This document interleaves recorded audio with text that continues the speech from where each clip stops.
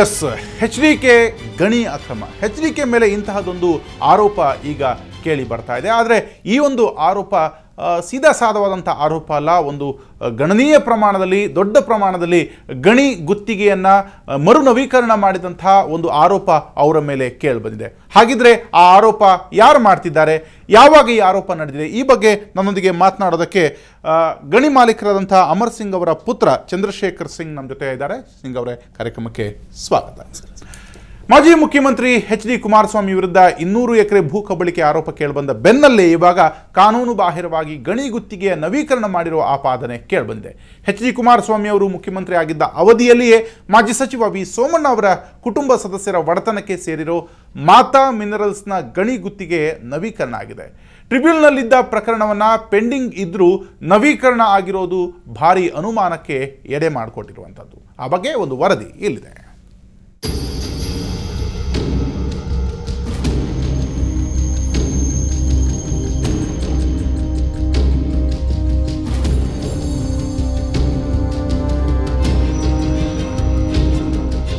KPSC ಅಕ್ರಮಗಳ ಬಗ್ಗೆ ಮಾಜಿ ಮುಖ್ಯಮಂತ್ರಿ ಎಚ್.ಡಿ. ಕುಮಾರಸ್ವಾಮಿ ಮತ್ತು ಸರ್ಕಾರದ ಮಧ್ಯೆ ನಡೀತಾ ಇರೋ ಜಟಾಪಟಿ ಮಧ್ಯೆ ಎಚ್ಡಿಕೆ ವಿರುದ್ಧ ಬೇರೆ ಬೇರೆ ಪ್ರಕರಣಗಳಲ್ಲಿ ಸಾಲು ಸಾಲು ಆರೋಪಗಳು ಕೇಳಿಬರ್ತಿದೆ. ಗಣಿ ಗುತ್ತಿಗೆ ನವೀಕರಣ ಪ್ರಕರಣದಲ್ಲೂ ಎಚ್ಡಿಕೆ ಆರೋಪಕ್ಕೆ ಗುರಿಯಾಗಿದ್ದಾರೆ. ಮಾಜಿ ಸಚಿವ ವಿ ಸೋಮಣ್ಣ ಅವರ ಕುಟುಂಬದ ಸದಸ್ಯರ ಒಡೆತನಕ್ಕೆ ಸೇರಿರುವ ಮಾತಾ ಮಿನರಲ್ಸ್ಗೆ ಕೋಂಡ್ಲಿ ಗಣಿ ಪ್ರದೇಶದಲ್ಲಿ ಇವರ ಅವಧಿಯಲ್ಲಿಯೇ ಕಾನೂನು ಬಾಹಿರವಾಗಿ ಗಣಿ ಗುತ್ತಿಗೆ ನವೀಕರಣ ಮಾಡಲಾಗಿದೆ ಎಂಬ ಆರೋಪ ಕೇಳಿಬಂದಿದೆ.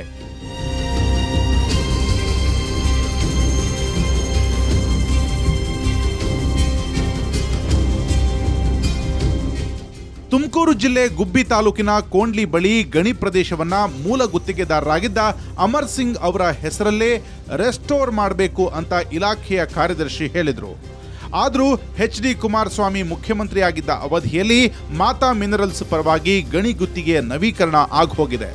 ಇದಕ್ಕೆ ಸಂಬಂಧಿಸಿದಂತೆ ಅಕ್ಟೋಬರ್ 6, 2007ರಲ್ಲಿಯೇ ಅಧಿಸೂಚನೆ ಪ್ರಕಟವಾಗಿದೆ. ಈ ಅಧಿಸೂಚನೆಯನ್ನ ಹಿಂಪಡ್ಕೋಬೇಕು ಅಂತ ಗಣಿ ಭೂವಿಜ್ಞಾನ ಇಲಾಖೆಯ ಆಯುಕ್ತರು ಕಾರ್ಯದರ್ಶಿಗೆ ಪತ್ರ ಬರೆದಿದ್ರೂ ಅಧಿಸೂಚನೆ ಹಿಂಪಡ್ಕೊಂಡಿಲ್ಲ.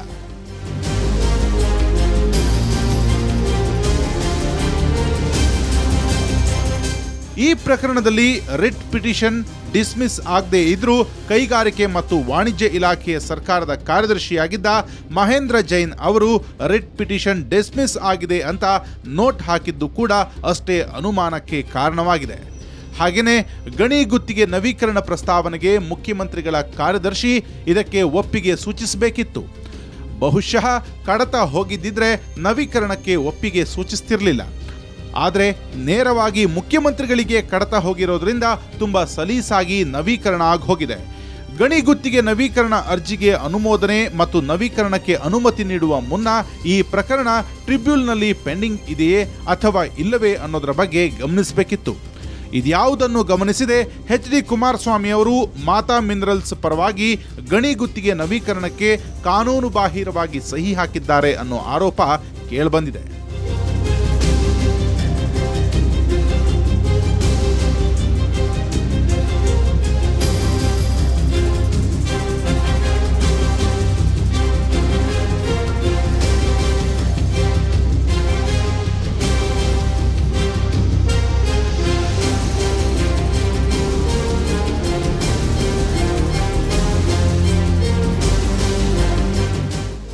ಮಾತಾ ಮಿನರಲ್ಸ್ ಪ್ರಕರಣದಲ್ಲಿ ಇಷ್ಟೆಲ್ಲ ಬೆಳವಣಿಗೆಗಳು ನಡೆದಿದ್ರು ಎಚ್.ಡಿ. ಕುಮಾರಸ್ವಾಮಿ ಅವರು ಮುಖ್ಯಮಂತ್ರಿ ಆಗಿದ್ದ ಅವಧಿಯಲ್ಲಿಯೇ ಅದೇಗೋ ಮಾತಾ ಮಿನರಲ್ಸ್ ಪರವಾಗಿ ರಿನಿವಲ್ ಆಗೋಯ್ತು. ಟ್ರಿಬ್ಯುನಲ್ನಲ್ಲಿ ಕೇಸ್ ಪೆಂಡಿಂಗ್ ಇರುವಾಗಲೇ ಈ ನೋಟಿಫಿಕೇಶನ್ ಹೊರಡಿಸಿದ್ದು ಸಮಂಜಸವಾಗಿರಲಿಲ್ಲ. ಅದೇ ರೀತಿ ಗಣಿ ಗುತ್ತಿಗೆ ನವೀಕರಣ ಮಾಡದಂತೆ ministry of steel and mines ಟ್ರಿಬ್ಯುನಲ್ನಲ್ಲಿ ತಡೆಯಾಜ್ಞೆ ಕೂಡ ಇತ್ತು. ಆದರೂ ಎಚ್.ಡಿ. ಕುಮಾರಸ್ವಾಮಿ ಅವರು ಇದ್ಯಾವುದನ್ನು ಪರಿಗಣಿಸದೆ ಗಣಿ ಗುತ್ತಿಗೆ ನವೀಕರಣಕ್ಕೆ ಸಹಿ ಹಾಕಿದ್ದಾರೆ. ಈ ಎಲ್ಲ ಆರೋಪಗಳ ಬಗ್ಗೆ ಮಾಜಿ ಮುಖ್ಯಮಂತ್ರಿ ಎಚ್.ಡಿ. ಕುಮಾರಸ್ವಾಮಿ ಏನು ಹೇಳ್ತಾರೆ ಅನ್ನೋದನ್ನ ಕಾದ್ ನೋಡಬೇಕು.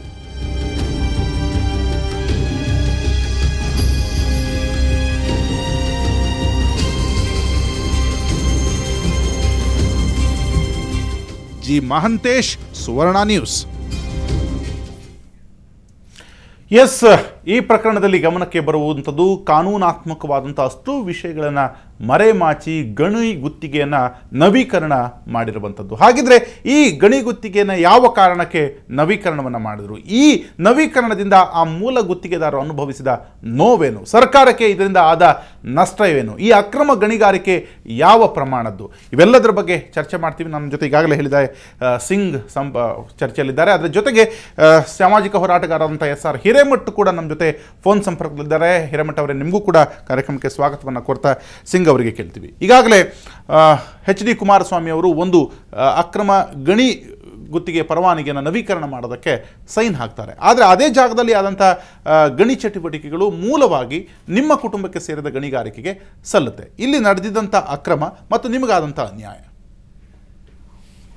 ಅಂದರೆ ಭಾಳ ಸ್ಪಷ್ಟವಾಗಿದೆ ಸರ್. ಇದು ಯಾವಾಗ ಕೇಸ್ ಪೆಂಡಿಂಗ್ ಇದೆ, ಇದನ್ನು ನವೀಕರಣ ಮಾಡಬಾರ್ದು ಅಂತ ಅಂದ್ಬಿಟ್ಟು ಟ್ರಿಬ್ಯುನಲಿಂದ ಸ್ಟೇ ಆರ್ಡರ್ ಇತ್ತು. ಇದನ್ನು ಯಾವುದನ್ನು ಕೂಡ ಪರಿಗಣಿಸದೆ ಅವರು ಯಾವುದೋ ದಾಖಲೆಗಳನ್ನು ಅವರು ಪರಿಶೀಲನೆ ಮಾಡ್ದಲೆ ಅವರ ಒಂದು ಕಾರ್ಯದರ್ಶಿಗಳಾದ ಸೆಕ್ರೆಟರಿ, ಪರ್ಸನಲ್ ಸೆಕ್ರೆಟರಿ ಇರ್ತಾರೆ ಸರ್ ಮುಖ್ಯಮಂತ್ರಿಗಳಿಗೆ, ಅವ್ರ ಹತ್ರನೂ ಕಡತಗಳು ಹೋಗದೆ, ಫೈಲ್ ಹೋಗದಲೆ ಇವರು ಅದಕ್ಕೆ ಸಹಿ ಹಾಕ್ತಾರೆ. ಇದು total contempt of court sir. ಇದು ಯಾವಾಗ ಸ್ಟೇ ಇರುತ್ತೆ ನಿಮಗೆ ಯಾವುದೇ ಪ್ರಕರಣ ಬಾಕಿ ಇರಬೇಕಾದ್ರೆ ಏನಕ್ಕೆ ಸ್ಟೇ ಇತ್ತು? ಆ ಒಂದು ನವೀಕರಣ ಮಾಡಬಾರ್ದು ಅಂತ ಸ್ಟೇ ಇತ್ತು ಸರ್. ಯಾವ ಕಾರಣಕ್ಕಾಗಿ ನವೀಕರಣ ಮಾಡಬಾರ್ದು ಅನ್ನೋದು ಸ್ಟೇ ತಂದಿದ್ರಿ? ಯಾಕಂದ್ರೆ ಅದು ಅಕ್ರಮವಾಗಿ ಟ್ರಾನ್ಸ್ಫರ್ ಆಗಿತ್ತು. ಮೈನಿಂಗ್ ಲೀಸು ಮಾತಾ ಮಿನರಲ್ಸ್ಗೆ ಆಗಿರೋದು ಟ್ರಾನ್ಸ್ಫರ್ ಇಸ್ ಇಲ್ಲಿಗಲ್ ಅಂದ್ಬಿಟ್ಟು ನಾವು ಫೈಟ್ ಮಾಡ್ತಾ ಇದ್ವಿ. ಓಕೆ, ಅಂದ್ರೆ ನಿಮ್ಮ ಕುಟುಂಬ ಮಾಡ್ತಿದ್ದಂತಹ ಒಂದು ಪರವಾನಗಿ ಅಲ್ಲಿತ್ತು, ಅದು ಮಾತಾ ಮಿನರಲ್ಸ್ ಪರವಾನಗಿ ವರ್ಗಾವಣೆ ಆಯ್ತು. ಅದು ಅಮರ್ ಸಿಂಗ್ ಅವರಿಂದ ಮಾತಾ ಮಿನರಲ್ಸ್ಗೆ ವರ್ಗಾವಣೆ ಆಯ್ತು. ಆಗ ಅದು 2005 ವರೆಗೂ ಲೀಸ್ ಎಕ್ಸ್ಪೈರ್ ಆಗುತ್ತೆ. ಸೊ 2005 ಆದ್ಮೇಲೆ ನೀವು ಮಾಡಬೇಡಿ ಅಂತ ನಾವು ಮಾನ್ಯ ಮುಖ್ಯಮಂತ್ರಿಗಳು, ಆವಾಗ ಮುಖ್ಯಮಂತ್ರಿಗಳಾದ HD ಕುಮಾರಸ್ವಾಮಿ ಅವ್ರ ಮನೆಗೂ ಹೋಗಿದ್ವಿ. ನಮ್ಮ ತಾಯಿಯವ್ರನ್ನ ಕರ್ಕೊಂಡು ನಾವು ಅವ್ರಿಗೋಗಿ ಮನವಿ ಮಾಡ್ಕೊಂಡ್ವಿ. ಇಲ್ಲಮ್ಮ ನಾನು ನೋಡ್ತೀನಿ, ಪರಿಶೀಲನೆ ಮಾಡ್ತೀನಿ, ಖಂಡಿತವಾಗ್ಲೂ ನಿಮ್ಗೆ ಅನ್ಯಾಯ ಆಗಲ್ಲ ಅಂತ ಅಂದ್ಬಿಟ್ಟು ಹೇಳಿದ್ರು. ಅದಾಗಿದ್ದು ಅವ್ರೇನು ಯಾವುದು ಕೂಡ ಮಾಡಲಿಲ್ಲ, ನೋಟಿಫಿಕೇಶನ್ ಮಾಡಿಸಿದ್ರು ಸರ್. ನೋಟಿಫಿಕೇಶನ್ಗೆ ಅವರೇ ಸಹಿ ಹಾಕಿದ್ರು. ಇವತ್ತು ನಾವು ಬೀದಿನಲ್ಲಿ ಬಂದು ನಿಂತಿದ್ದೀವಿ. ಯಾಕಂದ್ರೆ 1950ರಿಂದ ಕೂಡ ನಾವು ಗಣಿಗಾರಿಕೆ ಮಾಡ್ಕೊಂಡು ಬರ್ತಾ ಇದ್ದೀವಿ. ಯಾಕಂದ್ರೆ ಇಲ್ಲಿ ಬರಬೇಕು ಅಂದ್ರೆ ಧೈರ್ಯವಾಗಿ ಬರಬೇಕು ಅಂತಂದ್ರೆ ಗಣಿಗಾರಿಕೆ ಅಕ್ರಮ ಮಾಡಿಲ್ದೇ ಬರ್ಬೋದು ಸರ್. ಆಮೇಲೆ ಕೇಸ್ ಪೆಂಡಿಂಗ್ ಇತ್ತು, ಇದನ್ನೆಲ್ಲ ಅವ್ರ ಗಮನಕ್ಕೆ ತಂದ್ವಿ. ಆಮೇಲೆ 2006ರಲ್ಲಿ ಸಾಕಷ್ಟು ಬಾರಿ ನಾವು ಅವ್ರಿಗೆ ಮೈನ್ಸ್ ಅಂಡ್ ಜಿಯಾಲಜಿ ಅವರಿಗೆ, ಸರ್ಕಾರಕ್ಕೆ ಎಲ್ಲ ಪತ್ರಗಳು ಬರೆದ್ವಿ. ಲೋಕಾಯುಕ್ತಕ್ಕೆ ಅವ್ರ ಗಮನಕ್ಕೂ ತಂದ್ವಿ. ಲೋಕಾಯುಕ್ತ ಅವ್ರ ಗಮನದಲ್ಲೂ ಇದೆ ಸರ್ ಇದು ಈ ಪ್ರಕರಣ. ಆಗ ರಿನ್ಯೂವಲ್ ಮಾಡಬಾರ್ದು ಅಂತ ಹೇಳಿದ್ರು ಕೂಡ ರಿಟ್ ಪಿಟಿಷನ್ ಡಿಸ್ಮಿಸ್ ಆಗಿದೆ, ರಿವಿಷನ್ ಪಿಟಿಷನ್ ಡಿಸ್ಮಿಸ್ ಆಗಿದೆ ಅಂತ ಹೇಳಿ ಸಹಿ ಹಾಕ್ತಾರೆ. ಸುಳ್ಳು ಹೇಳ್ತಾರೆ. ಸುಳ್ಳು ಸರ್ ಅದು. ಸುಳ್ಳು ಅಂತಂದ್ರೆ ಇದು ಕಾನೂನು ಬಾಹಿರ ಸರ್. ಅದು ಯಾರು ಮಾಡಬಾರ್ದು. ಅವ್ರ ಮುಖ್ಯಮಂತ್ರಿಗಳು, ಯಾಕಂದ್ರೆ ಅವ್ರಿಗೆ he was minister for mines, ಅವ್ರು ಮಾಡಿಬಿಟ್ಟ ಮೇಲೆ ನಾವೆಲ್ಲೋಗ್ಬೇಕು. ಇಲ್ಲಿ ರಿಟ್ ಪಿಟಿಷನ್ ಡಿಸ್ಮಿಸ್ ಆಗಿರೋದಿಲ್ಲ, ಆದ್ರೂ ಕೂಡ ಇಲ್ಲಿ ಆಗಿದೆ ಅಂತ ಒಂದು ಸೆಕ್ರೆಟರಿ ಹೇಳ್ತಾರೆ. ಹೌದು ಸರ್. ಯಾಕಂದ್ರೆ ರಿಟ್ ಪಿಟಿಷನ್ ಡಿಸ್ಮಿಸ್ ಆಗಿದೆ ಅಂತಂದ್ರೆ ಅವ್ರು ನಮ್ಗೆ ಆಲ್ಟರ್ನೇಟ್ ರೆಮಿಡಿ ಇದಕ್ಕೆ ಹೋಗಿ ಅಂತ ಹೇಳಿದ್ರು ಸರ್ ಡೆಲ್ಲಿಗೆ. ಮಿನಿಸ್ಟರ್ ಆಫ್ ಇದು ಟ್ರೈಬ್ಯುನಲ್ ಇದೆಯಲ್ಲ sir, minister of mains tribunal alternate remedy ಇದೆ, ಅಲ್ಲಿ ಹೋಗಿ ಅಲ್ಲಿ ನಿಮ್ಗೆ ನ್ಯಾಯ ಸಿಕ್ಕಿಲ್ಲ ಅಂದ್ರೆ ಹೈಕೋರ್ಟ್ಗೆ ನೀವು ಮತ್ತೆ ಬನ್ನಿ ಅಂತ ನಮಗೆ ಆದೇಶ ಮಾಡಿ ಕಳಿಸಿದ್ರು. ಸರಿ, ಮಾಡಿದ ಮೇಲೆ ಅಲ್ಲಿ ಪೆಂಡಿಂಗ್ ಇತ್ತು, ಟ್ರೈಬ್ಯುನಲ್ ಅಲ್ಲಿ ಪೆಂಡಿಂಗ್ ಇತ್ತು. ಅವ್ರು ಸ್ಟೇ ಕೊಟ್ಟಿದ್ದಾರೆ. ಇದರಲ್ಲಿ ಬಹಳ ಕ್ಲಿಯರ್ ಆಗಿ ಹೇಳಿದ್ದಾರೆ, this kind of interpretation with the law with the state government is contrary to the law. This kind of interpretation with the state government is contrary to the law, and the state government is restrained from renewing the mining lease in favor of Mrs.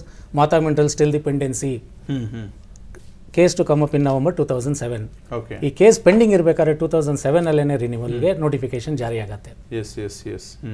2009 ಅಲ್ಲಿ ನವೀಕರಣ ಆಗುತ್ತೆ. ನಮ್ಮ ಏನು contention ಏನು ಅಂದ್ರೆ sir, C ಕ್ಯಾಟಗರಿಗೆ ಹೊಟ್ಟೈತಿ ಇದು.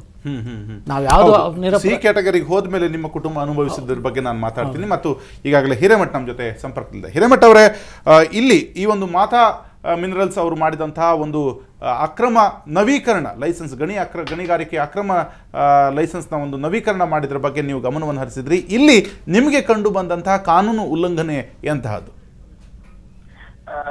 ಅಲ್ಲಿ ನನಗೆ ಕಂಡು ಬಂದಿದ್ದೆ ಸ್ಪಷ್ಟ ಉಲ್ಲಂಘನೆ ಅಂದ್ರೆ ಅದನ್ನ ಮೈನ್ಸ್ ಟ್ರೈಬ್ಯುನಲ್ ಅಂತಾರೆ. Ministry of mains, government of ಇಂಡಿಯಾದವರು ಸ್ಪಷ್ಟವಾಗಿ ತಮ್ಮ ಆರ್ಡರ್ ಅಲ್ಲಿ ಕಾಣಿಸಿದ್ದಾರೆ. ಅದೇನಂದ್ರೆ, ಮಾತಾ ಮಿನರಲ್ಸ್ ದವರು ತಮ್ಮ ಗಣಿ ವ್ಯಾಪ್ತಿಯ ಹೊರಗಡೆ ಹೋಗಿ 202 ಎಕರೆ ಏನ್ ಮಾಡಿದ್ದಾರೆ, ಅಕ್ರಮ ಗಣಿಗಾರಿಕೆಯನ್ನ ಮಾಡಿದ್ದಾರೆ. ಅವರು ಅಟೆಂಪ್ಟ್ ಏನಂದ್ರೆ ಅದನ್ನ ಅವರು ಇಲ್ಲಿಗಲ್ ಇದ್ದದನ್ನ ಲೀಗಲ್ ಮಾಡ್ಲಿಕ್ಕೆ ಪ್ರಯತ್ನ ಮಾಡಿದ್ದಾರೆ. ಸೊ ಅದೇ ಅವ್ರದ್ದು ಮುಖ್ಯ ಇದು. ಯಾಕಂದ್ರೆ ಇದರಲ್ಲಿ ಯಾವಾಗಲೂ ಕೇಂದ್ರ ಸರ್ಕಾರದ ಪೂರ್ವಾನುಮತಿ ಪಡೆಯದೆ ನಮ್ಮ ರಾಜ್ಯ ಸರ್ಕಾರ ಮಾಡ್ಲಿಕ್ಕೆ ಅವ್ರಿಗೆ ಹಕ್ಕಿಲ್ಲ. ಯಾಕಂದ್ರೆ major minerals they are subject matter of central government. So ಅದು ಒಂದು ಗಂಭೀರ ಅವ್ರದ್ದು ಅದರಲ್ಲಿದೆ. ಇನ್ನು ಬೇರೆ ಬೇರೆ ಇದೆ. ಇದನ್ನ ಜಾಯಿಂಟ್ ಟೀಮ್ ಸುಪ್ರೀಂ ಕೋರ್ಟಿನ ಅಪಾಯಿಂಟ್ ಮಾಡಿದ್ರು. ಅದರೊಳಗೆ ಎಲ್ಲ ಅಕ್ರಮಗಳನ್ನ ಆಮೇಲೆ ಅವ್ಯವಹಾರಗಳನ್ನ ಕ್ರಿಮಿನಾಲಿಟಿಗಳನ್ನ ಹೇಳಿ ಅವರು ಸಂಬಂಧಪಟ್ಟಂತಹ ಗಣಿ ಮಾಲೀಕರು ಆಮೇಲೆ ಅಧಿಕಾರಿಗಳು ಇವರಿಂದ ಹಣವನ್ನ ಪಡೆಯಬೇಕು. ಸುಮಾರು 1 ಮಿಲಿಯನ್ ಮೆಟ್ರಿಕ್ ಟನ್ ಅಂದ್ರೆ 10 ಲ್ಯಾಕ್ ಮೆಟ್ರಿಕ್ ಟನ್ ಅನ್ನ ಈ ಗಣಿಯಿಂದ ಅಕ್ರಮವಾಗಿ ಏನಾಗಿದೆ ಗಣಿಗಾರಿಕೆ ಮಾಡಲಾಗಿದೆ. ಓಕೆ, ಇದು ಮಾತಾ ಮಿನರಲ್ಸ್ ಕಂಪನಿ ನಡೆಸಿದಂಥ ಗಣಿಗಾರಿಕೆ. ಆದರೆ ಈ ಗಣಿಗಾರಿಕೆಗೆ ಒಂದು ಅಕ್ರಮ ಲೈಸೆನ್ಸ್ ರಿನ್ಯೂವಲ್ ಕೂಡ ಆಗತ್ತೆ. ಅಲ್ಲಿ ಕುಮಾರಸ್ವಾಮಿ ಅವರು ಆ ಒಂದು ರಿನ್ಯೂವಲ್ ಮಾಡಿದ್ದಾರೆ ಎನ್ನುವಂಥದ್ರ ಬಗ್ಗೆ ನಿಮ್ಗೆ ಈಗಾಗಲೇ ಡೀಟೇಲ್ಸ್ ಸಿಕ್ಕಿದೆ. ಈ ಗಣಿಗಾರಿಕೆಯ ಲೈಸೆನ್ಸ್ನ ರಿನ್ಯೂವಲ್ ಮಾಡಿದ್ರ ಬಗ್ಗೆ ಎಲ್ಲೆಲ್ಲಿ ಕಾನೂನು ಉಲ್ಲಂಘನೆ ಆಗಿದೆ ಅಂತ?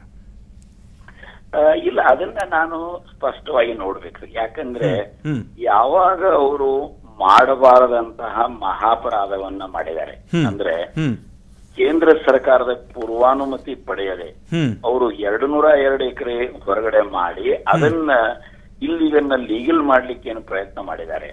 ಆ ಸಮಯ ಅದನ್ನ ಮಾಡಿದ್ರಿಂದ ಅಂತ ಒಂದು ಮೈನಿಂಗ್ ರಿನ್ಯೂವಲ್ ಮಾಡುವುದನ್ನ ಕನ್ಸಿಡರ್ ಮಾಡೋದೇ ಮಹಾಪರಾಧ. ಎಸ್, ಇಲ್ಲಿ ಗಮನ ಹರಿಸೋದೇನೆಂದ್ರೆ ಈ ಪ್ರಕರಣ ಟ್ರಿಬ್ಯುನಲ್ನಲ್ಲಿ ಪೆಂಡಿಂಗ್ ಇದೆಯಾ ಅಥವಾ ಇಲ್ಲೇವಾ ಅನ್ನೋದನ್ನ ಗಮನಿಸಬೇಕಿತ್ತು. ಆದರೆ ಇದು ಯಾವುದನ್ನು ಕೂಡ ಅವರು ಗಮನಿಸದೇ ಇರಲ್ಲ. ಇಲ್ಲಿ ಒಂದು ಸುಳ್ಳನ್ನು ಕೂಡ ಹೇಳ್ತಾರೆ. ರಿಟ್ ಪಿಟಿಷನ್ ಡಿಸ್ಮಿಸ್ ಆಗದೆ ಇದ್ರೂ ಕೂಡ ಡಿಸ್ಮಿಸ್ ಆಗಿದೆ ಎನ್ನುವಂಥದ್ದು ಗಮನಕ್ಕೆ ತರ್ತಾರೆ. ಸರ್ಕಾರದ ಕಾರ್ಯದರ್ಶಿಗೆ ಹೋಗೋದಿಲ್ಲ, ನೇರವಾಗಿ ಇದು ಕುಮಾರಸ್ವಾಮಿ ಅವರಿಗೆ ಹೋಗುತ್ತೆ. ಅಲ್ಲಿ ಕೂಡ ಇದಕ್ಕೆ ಕುಮಾರಸ್ವಾಮಿ ಅವರು ಈ ಒಂದು ಕಡತಗಳನ್ನು ನಾನು ಪರಿಶೀಲಿಸಿದ್ದೇನೆ ಮತ್ತು ಇದೆಲ್ಲವೂ ಸರಿ ಇದೆ ಅಂತ ನಾನು ಈ ಮೂಲಕ ಸಹಿ ಮಾಡ್ತಿದ್ದೇನೆ ಅಂತ ಆ ಗಣಿ ಲೈಸೆನ್ಸ್ಗೆ ರಿನ್ಯೂವಲ್ಗೆ ಒಂದು ಅಪ್ರೂವಲ್ ಸೈನ್ ಹಾಕ್ತಾರೆ. ಆದರೆ ಅಷ್ಟೊತ್ತಿಗೆ ಆ ಪಿಟಿಷನ್ ಡಿಸ್ಮಿಸ್ ಆಗಿರೋದಿಲ್ಲ, ಬಟ್ ಆಗಿದೆ ಅನ್ನುವಂಥ ರೀತಿಯಲ್ಲಿ ತೋರಿಸ್ತಾರೆ. ಖಂಡಿತ ಇಲ್ಲ, ನಾನೇನು ಸ್ಪಷ್ಟವಾಗಿ ಬಹಳ ದಿವಸಗಳಿಂದ ತಿಂಗಳುಗಳಿಂದ ವರ್ಷಗಳಿಂದ ಹೇಳಲಿಕ್ಕೆ ಪ್ರಯತ್ನ ಮಾಡ್ತಿದ್ದೇನೆಂದ್ರೆ ಇದಕ್ಕೇನು ಫೌಂಡೇಶನ್ SM ಕೃಷ್ಣ ಅವರು ಹಾಕಿದ್ರು. ಅದರ ನಂತರದ ಧರಮ್ ಸಿಂಗು, HD ಕುಮಾರಸ್ವಾಮಿ, ಯಡಿಯೂರಪ್ಪ ಇವರು ಈ ಅಕ್ರಮಗಳಲ್ಲಿ ಗಂಭೀರವಾಗಿ ತೊಡಗಿದ್ದಾರೆ. ಸೊ ಇದು ಒಂದೇನು ಪೀರಿಯಡ್ ಇದೆ ನಮ್ಮ ರಾಜ್ಯದ ಒಂದು ಆಡಳಿತದಲ್ಲಿ, ಅದು ಒಂದು ತುಂಬಾ ಏನಂತಾರೆ ಡಾರ್ಕ್ ಪೀರಿಯಡ್ ಅಂತ ನಾನು ಪರಿಗಣಿಸ್ತಾ ಇದ್ದೇನೆ. ಒಂದು ನಮ್ಮ ಒಳ್ಳೆಯ ಹೆಸರಿಗೆ ಕರ್ನಾಟಕಕ್ಕೆ ಮಸಿ ಬೆಳೆದಂತಹ ಒಂದು ಪೀರಿಯಡ್. ಈ ಪೀರಿಯಡ್ ಅನ್ನ ಸಮಗ್ರವಾಗಿ ಮಾಡಿ ಇದಕ್ಕೆ ಎಷ್ಟೇ ದೊಡ್ಡವರಿರಲಿ ಅವರು ಯಾವುದೇ ಸ್ಥಾನದಲ್ಲಿ, ಈಗ ಧರಮ್ ಸಿಂಗ್ ಅವ್ರನ್ನಂತೂ ಜಸ್ಟಿಸ್ ಹೆಗಡೆ ಅವರು ಹೇಳಿದ್ದಾರೆ. ಇವರು SM ಕೃಷ್ಣ ಅವರಿದ್ದಾಗ ಅವರು ಬಲಗೈ ಬಂಟ DK ಶಿವಕುಮಾರ್ 10,80,000 ಲೂಟಿ ಮಾಡಿ ಒಂದು ವ್ಯವಸ್ಥಿತವಾಗಿ ಅಕ್ರಮ ಗಣಿಗಾರಿಕೆಗಳು ನಡೆಯಿತು ಅಂತ 4 ಮಂದಿ ಮುಖ್ಯಮಂತ್ರಿಗಳಿದಾರಲ್ಲ, ನನಗನ್ಸೋ ಮಟ್ಟಿಗೆ ಅವರೆಲ್ಲರೂ ಕೂಡಿ ಒಂದೇ ಕಡೆಗೆ ಹೋಗ್ಬೇಕು. ಈ ಹೆಂಗ ಗಾಲಿ ಜನಾರ್ದನ್ ರೆಡ್ಡಿ ಅವರೆಲ್ಲ ಇದಾರಲ್ಲ, ಇದು ಮೇಲ್ನೋಟಕ್ಕೆ ಸ್ಪಷ್ಟವಾಗಿ ಕಂಡು ಬರುವಂತಹದ್ದು ವಿಚಾರ ಇದ್ದಾರೆ. ಮತ್ತು ಇದರಲ್ಲಿ ತಿಳಿದು ಮಾಡಿದ್ದಿದೆ. ಈಗೇನ್ ತಾವು ಹೇಳ್ತಾ ಇದ್ದೀರಿ, ಹೌದು, ಯಾವ್ದು ರಿಟ್ ಪಿಟಿಷನ್ ನಿರ್ಣಯ ಆಗಿಲ್ಲ ನೋಡ್ರಿ. ಯಾರಾದ್ರೂ ವೆಬ್ಸೈಟ್ ಮೇಲೆ ಹೋದ್ರೆ ಅಥವಾ ಜವಾಬ್ದಾರಿ ಅಧಿಕಾರಿ ಕೇಳಿದ್ರೆ ಅದು ಯಾವ ಸ್ಟೇಜ್ ಒಳಗಿದೆ ಅನ್ನೋದನ್ನ ಗೊತ್ತಾಗೇ ಆಗ್ತದೆ. ಅದನ್ನು ಬಿಟ್ಟು ಆಗ್ಲಾರ್ದ ಆಗಿದೆ ಅಂತ ಪ್ರತಿಪಾದನೆ ಮಾಡಿದಾರಂತ ಇವೆಲ್ಲ ಡಾಕ್ಯುಮೆಂಟ್ಗಳನ್ನ ನಾನು 100% ನೋಡಿಲ್ಲ. ಬಟ್ ನಾನು ನೋಡಿದಷ್ಟರಿಂದ ಸ್ಪಷ್ಟವಾಗಿ ಏನ್ ಕಂಡು ಬರ್ತಂದ್ರೆ ತುಂಬಾ ಅಕ್ರಮಗಳು ಈ ಸಮಯದಲ್ಲಿ ನಡೆದಿದೆ. ಅದಕ್ಕೆ ಈಗ ಸಿದ್ದರಾಮಯ್ಯ ಸರ್ಕಾರದವರು ಅದಕ್ಕೆ ಯಾವುದೇ ದೃಷ್ಟಿಯಿಂದ ಸುಣ್ಣ ಬಳಿಲಾರದೆ, ವಿಶೇಷವಾಗಿ ಕಾಂಗ್ರೆಸ್ ಬಂದಿದ್ದ ಇದು ಮಾಡಲಾರದೆ, ಉಳಿದವ್ರನ್ನು ಕೂಡ ಎಲ್ಲರನ್ನ ಕಾಯ್ದೆ ಎದುರಿಗೆ ಸಮಾನರಂತ ಏನ್ ಹೇಳ್ತೇವೆ ನಾವು, ಅದು ಯಾವಾಗಂದ್ರೆ ಯಾವಾಗ ಇವರು ಮಾಡಿದ ಅಕ್ರಮಗಳನ್ನ ಇಲ್ಲಿ ನಮ್ಮ ಆಶಯ ಕೂಡ ಅದೇ ಆಗಿರುತ್ತೆ. ಹಿರೇಮಠ ಅವರೇ, ಸಂಪೂರ್ಣವಾಗಿ ಇವೆಲ್ಲವೂ ಬಯಲಿಗೆ ಬರಬೇಕು. ಅದರ ಜೊತೆಗೆ ಆ ಕಾಲದಲ್ಲಿ ಏನ್ ನಡೀಲಾಯಿತು ಅಷ್ಟು ಅಕ್ರಮಗಳು ಬಯಲಿಗೆ ಬರಬೇಕನ್ನೋ. ಧನ್ಯವಾದಗಳು ಸುವರ್ಣ ನ್ಯೂಸ್ ಜೊತೆ ಮಾತನಾಡಿದ್ದಕ್ಕೆ. ತುಂಬಾ ಸ್ಪಷ್ಟವಾಗಿ ಹೇಳಿದ್ದಾರೆ. ಈಗಾಗಲೇ ಇಲ್ಲಿ ಅಕ್ರಮ ನಡೆದಿದ್ರೆ ಇವರೆಲ್ಲರೂ ಒಂದೇ ಕಡೆ ಸೇರ್ಕೋಬೇಕು ಅನ್ನುವಂಥ ಮಾತನ್ನ ಹೇಳಿದ್ದಾರೆ. ನ್ಯಾಯ ದೊರಕಿಸ್ಕೊಡ್ಬೇಕು ಅನ್ನೋದು ಕೂಡ ನಾವು ಮನವಿ ಮಾಡ್ಕೊಂಡಿದ್ದೀವಿ ಸರ್. ಗಮನಕ್ಕೆ ಬರಲಿಲ್ಲ ಅನ್ನೋ ಹಾಗಿಲ್ಲ HD ಕುಮಾರಸ್ವಾಮಿ ಅವರು. ಕಾರಣ ಇಷ್ಟೇ, ಇಲ್ಲಿ ರಿಟ್ ಪಿಟಿಷನ್ ಡಿಸ್ಮಿಸ್ ಆಗದೆ ಇದ್ರೂ ಕೂಡ ಆಗಿದೆ ಅಂತ ತೋರಿಸಲಾಗಿದೆ. ಕಾರ್ಯದರ್ಶಿಗಳ ಗಮನಕ್ಕೆ ಇದನ್ನು ಮರೆಮಾಚಲಾಗಿದೆ. ಯಾವುದೇ ಕಡತವನ್ನು ಪರಿಶೀಲನೆ ಮಾಡದೆ ನೇರವಾಗಿ ಸೈನ್ ಹಾಕಿದೆ. ಅದಕ್ಕಿಂತ ಮುಖ್ಯವಾಗಿ ನೀವು ಸ್ವತಃ ಖುದ್ದಾಗಿ ಹೋಗಿ ಕುಮಾರಸ್ವಾಮಿ ಅವರ ಗಮನಕ್ಕೂ ಕೂಡ ತಂದಿದ್ದೀರಿ. ಇನ್ ರೈಟಿಂಗ್ ರೆಪ್ರೆಸೆಂಟೇಷನ್ ಕೊಟ್ಟಿದ್ದೀವಿ ಸರ್. ಬರವಣಿಗೆಯಲ್ಲೂ ಕೂಡ ಕೊಟ್ಟಿದ್ದೀವಿ ಸರ್. ಆದರೂ ಕೂಡ ಅವರ ಗಮನದಲ್ಲಿ ಇದ್ರೂ ಕೂಡ ಆ ಒಂದು ಲೈಸೆನ್ಸ್ ಅನ್ನ ರಿನಿವಲ್ ಮಾಡಿದ್ದಾರೆ. ಈ ಲೈಸೆನ್ಸ್ ರಿನಿವಲ್ ಆದಂತಹ ಕಾನೂನಿನ ಉಲ್ಲಂಘನೆ ಏನು? ಆದ ನಂತರನ ಸರ್, ಅದಾದ ನಂತರ ಅವರು ಮೈನಿಂಗ್ ಆಕ್ಟಿವಿಟೀಸ್ ಕಂಟಿನ್ಯೂ ಮಾಡಿದ್ರಲ್ಲ ಸರ್. ಸೊ ಯಾವುದು ನಿಮಗೆ ಟ್ರಾನ್ಸ್ಫರೇ ಇಲ್ಲಿಗಲ್ ಅಂತ ಆದಮೇಲೆ ಸಬ್ಸಿಕ್ವೆಂಟ್ ಏನೇ ಆದರೂ ಕೂಡ ಅಲ್ಲಿ ಚಟುವಟಿಕೆಗಳು ಗಣಿಗಾರಿಕೆ ಏನೇ ಆದರೂ ಕೂಡ ಇಲ್ಲಿಗಲ್ ಆಗತ್ತೆ ಸರ್. ಆದರೆ ಈ ರಿನಿವಲ್ ಪಡೆದಂತಹ ಮಾತಾ ಮಿನರಲ್ಸ್ ಆಮೇಲೆ ಮುಂದೆ ನಡೆಸಿದ್ದು ಭರ್ತಿ ಅಕ್ರಮವಾದಂತಹ 100% ಅಕ್ರಮ ಸರ್. ಅದು ಖಂಡಿತವಾಗಿಯೂ ಆ ರಿನಿವಲ್ ಆದಂತಹ ಲೈಸೆನ್ಸ್ ಅನ್ನ ಇಟ್ಟುಕೊಂಡು ಮಾತಾ ಮಿನರಲ್ಸ್ ನಡೆಸಿದಂಥ ಅಕ್ರಮದ ಗಣಿಗಾರಿಕೆ ಅಂತದ್ದು. ಈ ಮಾತಾ ಮಿನರಲ್ಸ್ ಯಾರದ್ದು? ಇದಕ್ಕೂ ಮತ್ತು ಕುಮಾರಸ್ವಾಮಿಗೂ ಏನು ಸಂಬಂಧ? ಯಾವ ಕೃಪೆಗಾಗಿ ಇದಕ್ಕೆ ರಿನಿವಲ್ ಮಾಡಿದ್ರು? ಇದರ ನಂತರ ಅಮರ್ ಸಿಂಗ್ ಅವರ ಕುಟುಂಬ ಯಾವ ರೀತಿ ಕಷ್ಟವನ್ನು ಅನುಭವಿಸ್ತು? ಇವೆಲ್ಲದರ ಬಗ್ಗೆ ಚರ್ಚೆ ಮಾಡ್ತೀವಿ ಒಂದು ಪುಟ್ಟ ಬ್ರೇಕ್ನ ನಂತರ.